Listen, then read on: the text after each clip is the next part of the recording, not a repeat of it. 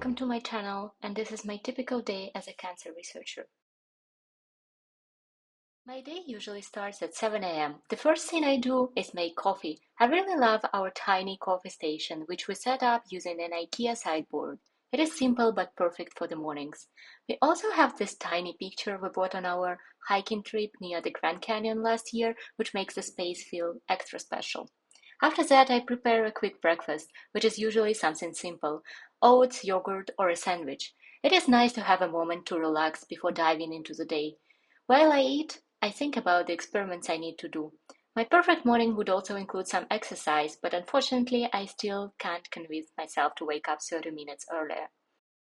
I usually dress comfortably but stylish. I like feeling good in what I wear, even though I spend most of the day in a lab coat. Once I finish breakfast, I get changed, grab my things like my laptop, keys, iPad, headphones, and access card, and get ready to head out. I don't drive, so my husband takes me to the lab. It takes about 20 minutes to get there, and the ride is always nice. The traffic can be heavy in the mornings, but it's usually sunny and green everywhere, which makes the commute pleasant. We chat during the ride, and after he drops me off, he heads to his own lab. After living in Finland, I really miss public transport, and I still am not used to driving everywhere. Houston is a city of highways and long drives, and it can be quite a change after being used to getting around by bus or train.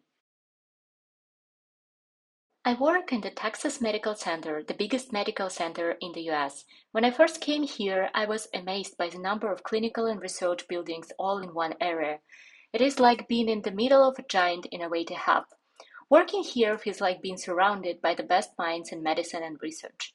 One of the most famous people who worked in our building is Dr. Michael DeBakey, who is known for his groundbreaking surgical innovations. He was a pioneer in the development of an artificial heart and was among the first to use an external heart pump successfully in a patient. His work also included novel procedures to repair aortic aneurysms and dissections. When I get to work, I take a few minutes to write down a plan for the day. It helps me stay organized and makes the tasks ahead feel more manageable. Then I change into my lab coat and get ready to dive into the experiments.